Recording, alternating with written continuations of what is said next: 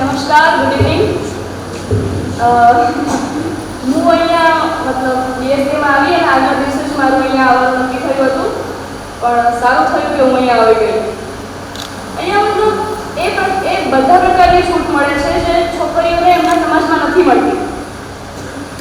અહીંયા એ છોકરીઓને એવી રીતે ભણાવવામાં, એવી રીતે મતલબ એમનું ઘડતર કરવામાં આવે છે કે તે તેમને પગભર થઈ જાય.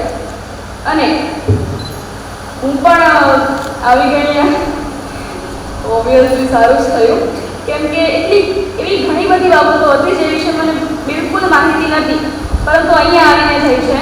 જેમ કે કાનૂન છે અને આવડ છે, મતલબ લાગતું હતું કે છે, પણ આટલી બધી છે એ વિશે મને બિલકુલ માહિતી નથી. અહીંયા આવીને ખબર પડી કે આપણા સમાજમાં શું શું ચાલી રહ્યું છે, તો હવે હું પણ ઘરે જઈને એના વિશે કંઈક કરીશ.